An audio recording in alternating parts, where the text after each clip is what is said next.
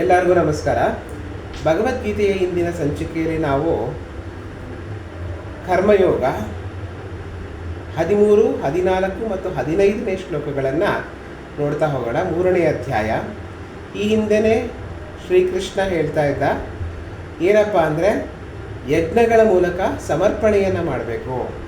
ಯಜ್ಞಗಳ ಮೂಲಕ ಸಮರ್ಪಣೆಯನ್ನು ಮಾಡಿದ್ರೆ ದೇವತೆಗಳು ಪ್ರಸನ್ನರಾಗಿ ನಿಮಗೆ ವಾಪಸ್ಸು ಬೇಕಾದದ್ದನ್ನು ಕೊಡ್ತಾರೆ ಅಂತ ಶ್ರೀಕೃಷ್ಣ ಹೇಳಿದ. ಅದಕ್ಕೆ ಉದಾಹರಣೆಯಾಗಿ, ಹೆಂಗೆ ನೀನು ಭೂಮಿಗೆ 1 ಕಾಳು ಅಕ್ಕಿಯನ್ನು ಹಾಕಿದ್ರೆ ಅದು ಸಾವಿರಾರು ಕಾಳು ಅಕ್ಕಿಗಳನ್ನು ನಿನಗೆ ಕೊಡುತ್ತೋ, ಹೇಗೆ ಸೂರ್ಯ ದಿನಂಪ್ರತಿ ನಮ್ಮಗಳಿಗೆಲ್ಲ ಶಕ್ತಿ ಮತ್ತು ಶಾಖ, ದೇಹವನ್ನು ಸುಸ್ಥಿರವಾಗಿಡೋದಕ್ಕೆ ಒಂದು ಶಕ್ತಿ ಚೈತನ್ಯವನ್ನು ಕೊಡ್ತಾನೋ, ಹಾಗೆಯೇ ಎಲ್ಲ ದೇವತೆಗಳು ಇದನ್ನು ಕೊಡ್ತಾ ಇರ್ತಾರೆ.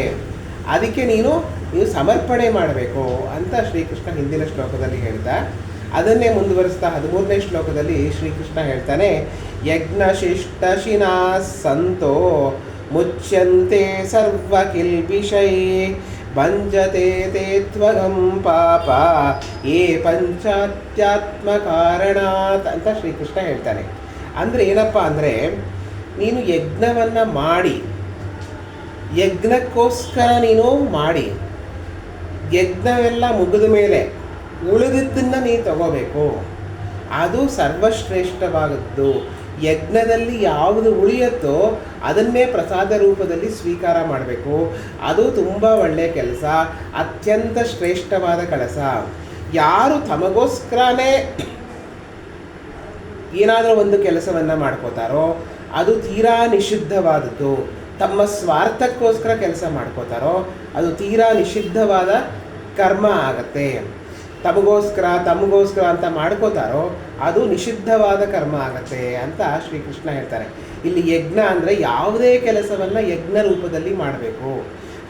ಒಂದು ಉದಾಹರಣೆ ಕೊಡಬೇಕು ಅಂದರೆ, ನಾವು ಹಿಂದೆ ಪರೀಕ್ಷೆಗಳನ್ನು ಬರೀಬೇಕಾದ್ರೆ ನಮ್ಮ ಎಕ್ಸಾಮ್ ಪಾಸ್ ಮಾಡೋಕ್ಕೆ ಉದ್ದೇಶದಿಂದ ಬರೀತಾ ಇರ್ತೀವಿ.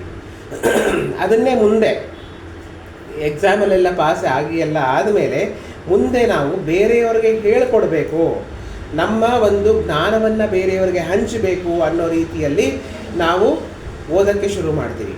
ಬೇರೆಯವರಿಗೆ ಜ್ಞಾನವನ್ನು ಹಂಚೋದು ಅಂತ ಹೇಳಿದ್ರೆ ಅಷ್ಟು ಸುಲಭವಲ್ಲ. ನಿಮಗೆ ಜ್ಞಾನವನ್ನು ಹಂಚಬೇಕಾದ್ರೆ ನಿಮ್ಮಲ್ಲಿ ಅಗಾಧವಾದ ಜ್ಞಾನದ ಭಂಡಾರ ಇರಬೇಕು. ಅದನ್ನು ಯಾವಾಗಲೂ ತುಂಬಿಸ್ಕೋತಾ ಇರಬೇಕು. ಅದರ ನಂತರ ನೀವು ಹಂಚ್ಬೋದು.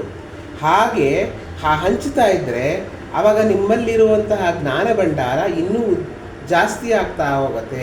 ಯಾಕೆ ಅಂದರೆ, ನಾನು ಕೊಡಬೇಕಲ್ಲ, ವಿದ್ಯೆಯನ್ನು ದಾನ ಮಾಡಬೇಕಲ್ಲ, ವಿದ್ಯೆಯನ್ನು ಮಕ್ಕಳಿಗೆ ಹೇಳ್ಕೊಡ್ಬೇಕಲ್ಲ ಅಂತ ಓದೋಕ್ಕೆ ಶುರು ಮಾಡ್ತೀನಿ. ಓದದಿಂದ ಜ್ಞಾನ ಭಂಡಾರ ಜಾಸ್ತಿ ಆಗ್ತಾ ಹೋಗುತ್ತೆ. ವಿದ್ಯೆಯನ್ನು ಹೇಳ್ಕೊಡ್ಬೇಕಾದ್ರೆ ಮಕ್ಕಳು ಕೆಲವು ಪ್ರಶ್ನೆಗಳನ್ನು ಕೇಳ್ತಾರೆ. ಅದರಿಂದನೂ ನಮ್ಮ ಜ್ಞಾನ ವೃದ್ಧಿ ಆಗ್ತಾ ಹೋಗುತ್ತೆ. ಇದನ್ನೇ ಶ್ರೀಕೃಷ್ಣ ಯಜ್ಞ ಅಂತ ಹೇಳ್ತಾನೆ. ಯಜ್ಞ ಅಂದರೆ ಏನಪ್ಪ ಅಂದರೆ, ನಮಗೋಸ್ಕರ ಮಾಡದೆ ನಾವು ಬೇರೆಯವ್ರಿಗೋಸ್ಕರ ಮಾಡ್ತೀವಲ್ಲ ಕೆಲಸ, ಅದು ಯಜ್ಞ ಅನ್ನಿಸ್ಕೊಡುತ್ತೆ. ಯಾರು ಆ ಥರ ಮಾಡ್ತಾರೋ ಅದೇ ಶ್ರೇಷ್ಠವಾದ ಕೆಲಸ ಅಂತ ಶ್ರೀಕೃಷ್ಣ ಇಲ್ಲಿ 13ನೇ ಶ್ಲೋಕದಲ್ಲಿ ಹೇಳ್ತಾರೆ. ಅದನ್ನೇ ಮುಂದುವರಿಸ್ತಾ 14ನೇ ಶ್ಲೋಕದಲ್ಲಿ, ಅನ್ನದ್ಭವಂತಿ ಭೂತಾನಿ ಪರ್ಜನ್ಯಾದನ್ನ ಸಂಭವಃ ಯಜ್ಞಾದ್ಭವತಿ ಪರ್ಜನ್ಯೋ ಯಜ್ಞಃ ಕರ್ಮ ಸಮುದ್ಭವಃ ಅಂತ ಶ್ರೀಕೃಷ್ಣ ಹೇಳ್ತಾನೆ.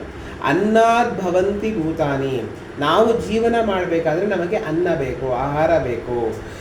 ಆಹಾರ ಹೇಗೆ ಬರುತ್ತೆ? ಪರ್ಜನ್ಯಾದ ಅನ್ನ ಸಂಭವ, ಯಾವಾಗ ಮಳೆ ಬರುತ್ತೋ ಆವಾಗ ಬೆಳೆ ಆಗುತ್ತೆ. ಯಜ್ಞಾದ್ಭವತಿ ಪರ್ಜನ್ಯೋ, ಯಜ್ಞ ಮಾಡೋದ್ರಿಂದ ಮಳೆ ಸುರಿಯುತ್ತೆ. ಆ ಒಂದು ಸೈಕಲ್ ಚಕ್ರ ಇದೆಯಲ್ಲ, ಅದು ನಡೀತಾ ಹೋಗುತ್ತೆ. ಈ ರೀತಿಯಲ್ಲಿ ಕರ್ಮಗಳನ್ನು ನೀನು ಮಾಡ್ತಾ ಹೋಗ್ತಾ ಇರಬೇಕು. ನಾವು ಬೆಳೆಯೋದು ನಮ್ಮ ಒಂದು ನಮಗೆ ಶಕ್ತಿ ಬರೋದು ಅನ್ನದಿಂದ, ಅನ್ನ ಬರೋದು ಮಳೆ ಸುರಿಯೋದ್ರಿಂದ, ಮಳೆ ಯಜ್ಞದಿಂದ ಬರುತ್ತೆ.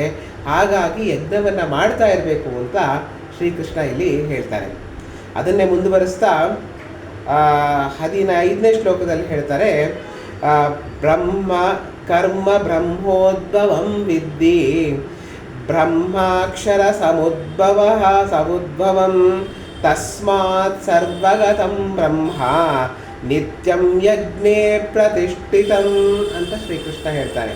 ಅಂದರೆ ಏನು ಅಂದರೆ, ನೀನು ಯಾವಾಗಲೂ ಯಜ್ಞದಲ್ಲಿ ತೊಡಗಿಸ್ಕೊಂಡಿರಬೇಕು, ಕೆಲಸದಲ್ಲಿ ತೊಡಗಿಸ್ಕೊಂಡಿರಬೇಕು. ಅಂದರೆ ಯಾವಾಗಲೂ ನಾವು ಹೋಮ ಮಾಡ್ತಾ ಇರೋದು, ಹೋಮ ಬೇರೆ ಯಜ್ಞ ಬೇರೆ. ಇಲ್ಲಿ ಹೋಮ ಅಂದರೆ ಅಗ್ನಿಯನ್ನು ಪ್ರತಿಷ್ಠಾಪನೆ ಮಾಡಿ ಅದಕ್ಕೆ ತುಪ್ಪ, ಅನ್ನ, ಬಟ್ಟೆ ಎಲ್ಲ ದವಸ ಧಾನ್ಯಗಳನ್ನು ಸಮರ್ಪಣೆ ಮಾಡೋದು, ಅದು ಸೂಚ್ಯರೂಪಕವಾಗಿ ಮಾಡೋದು. ಯಜ್ಞ ಅಂದರೆ ನಿನ್ನ ಕೆಲಸವನ್ನೇ ಯಜ್ಞದ ರೂಪದಲ್ಲಿ ಮಾಡು ಅಂತ ಶ್ರೀಕೃಷ್ಣ ಹೇಳ್ತಾನೆ. ನಿನ್ನ ಕೆಲಸವನ್ನೇ ಯಜ್ಞದ ರೂಪದಲ್ಲಿ ಮಾಡು, ಯಾವಾಗಲೂ ಯಜ್ಞವನ್ನು ಪ್ರತಿಷ್ಠೆ ಮಾಡಿಕೊಂಡೇ ಮಾಡು. ನೀನು ಯಾವಾಗಲೂ ಕೆಲಸವನ್ನು ಮಾಡಬೇಕಾದ್ರೆ ಅದನ್ನು ಯಜ್ಞ ರೂಪದಲ್ಲೇ ಮಾಡಿದ್ರೆ ಅದು ಯಾವಾಗಲೂ ಭಗವಂತನಿಗೆ ಸಮರ್ಪಣೆಯಾಗಿರುತ್ತೆ ಅಂತ ಶ್ರೀಕೃಷ್ಣ ಇಲ್ಲಿ ಹೇಳ್ತಾನೆ. ಈಗ ಏನು ಅಂದರೆ, ಬ್ರಹ್ಮನಿತ್ಯ ಯಜ್ಞೇ ಪ್ರತಿಷ್ಠಿತಂ ಅಂದರೆ ಬ್ರಹ್ಮ ಅಂದರೆ ಈ ಸೃಷ್ಟಿಯನ್ನೇ ಬ್ರಹ್ಮ ಅನ್ಬೋದು. ಯಾವಾಗಲೂ ಈ ಸೃಷ್ಟಿ ಯಜ್ಞದ ಮೇಲೆ ನಿಂತಿದೆ. ಯಜ್ಞ ಅಂದರೆ ನೀ ಮಾಡುವ ನಿಷ್ಕಾಮ ಕರ್ಮವೇ ಯಜ್ಞ ಆಗತ್ತೆ. ಸಮರ್ಪಣಾ ದೃಷ್ಟಿಯಿಂದ ಏನು ಮಾಡ್ತೀಯೋ ಅದೇ ಯಜ್ಞ ಆಗತ್ತೆ ಅಂತ ಶ್ರೀಕೃಷ್ಣ ಇಲ್ಲಿ ಹೇಳ್ತಾನೆ. ಇಷ್ಟು ನೋಡ್ತಾ ಇವತ್ತಿನ ಸಂಚಿಕೆಯನ್ನು ಇಲ್ಲಿ ಮುಗಿಸೋಣ. ಎಲ್ಲರಿಗೂ ನಮಸ್ಕಾರ.